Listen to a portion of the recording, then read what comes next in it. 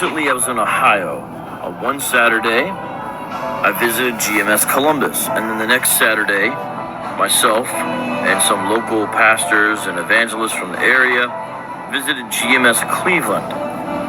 From those two back-to-back encounters, GMS, Hebrew Israelite Camp, has a new policy, apparently. They're going to call the cops on me now. Okay, who's coming up to our platform? Right, exactly. Like, there's other corners. Go preach.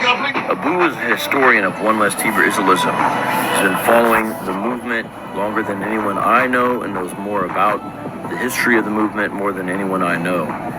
He offers some very insightful commentary on this development. So last Saturday, Vocab Malone paid a visit to GMS Cleveland while they were holding camp. Week 2! How y'all doing? And amazingly, shortly after he arrived, one of the members of the camp said this. Hey, this ain't a debate, man. The Lord just sent us out here to debate, all right? The Lord sent the prophets out here to give a warning. He said, therefore, give them a warning from me, okay? That's right. It's me. This ain't a debate, man. Ezekiel the 30. So now GMS members are saying that they're not interested in debate. Honestly, that's a far cry from what their leader was saying back in 2007 and 2008 when he first burst onto YouTube. Like I said, we challenge anybody on the planet. I don't give a damn if you're the Pope. I don't give a damn if you Rex Humbard. I don't give a damn if you Judge. I don't give a damn who you are. When it comes to the scriptures, we the only ones that know the scriptures, all right?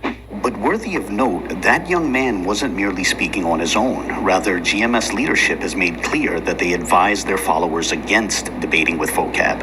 However, they've gone even beyond that now, as now they're declaring that their followers should call the police on Vocab if he approaches their camps. Now I told brothers if Vocab roll up on you, you can call the cops. Point them brothers should have called the cops and say, look, this, because no edification was going to come out of it. They should have called the cops on him. Like Elder Pastor been saying, just call the cops on him. Say, officer, I'm being harassed, because you are being harassed. At this point, call the cops on that a-hole. Okay? Just call the cops on it and say, I'm being harassed by this man. Officer, I want you to do your duty. I'm being harassed by this man. Okay? And the officer might say, well, why don't you close up and go somewhere else? Okay, if I close up, like Elder Pastor was saying, if I close up and go somewhere else and this guy follows me, right, as in Vocab, will you arrest him then? And I press charges, will you arrest him then? And of course, the young and loyal followers of GMS have heeded that call. So the order was given, right, for you brothers, right? And this order was given by the Elder Apostle Tahar, right? When you're dealing with Vocab Malone and he approached the camp, just don't even have a back and forth with him. Scriptures say what? Cast not thy pearls before swine. But just go ahead and call the law on that Edomite, man. Just call the law on him. You see that? Because we're not listening to any more of their shit. You see that? So, you know, what we're going to do, all right, so we're going to start calling the law, right, on you crazy-ass Edomites that approach the camp. Why the apostles put out the order that, you know, when this person comes around the camp, all right, when he starts to get on his BS, you know, just call the cops, man, or do yourself a favor, all right, just pack up and move somewhere else, all right, and if he continues to follow you or whatever, you know, call the police, all right.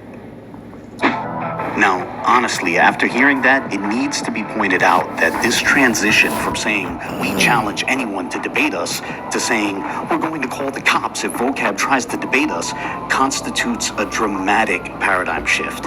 And it was Vocab himself who ushered in that paradigm shift. Therefore, it seems fair to say that Vocab has broken GMS. Now, I realize that it's impolite to put it so bluntly, but GMS has been so acrimonious over the years that I really don't feel particularly obligated to mince words here. You see, GMS put out a challenge and Vocab took up their challenge. The subsequent reaction from GMS was to shrink away from the very challenge that they put out there. That's why it's fair to say that Vocab broke them. He met their challenge and dismantled them intellectually. basically getting them to concede in terms of debating. And on a closing note, this recent drama unfolded because Vocab visited GMS's Cleveland, Ohio camp this past weekend, and he visited the group's Columbus, Ohio camp the weekend before that. And this needs to be pointed out because while GMS members are asking, why is Vocab bothering us?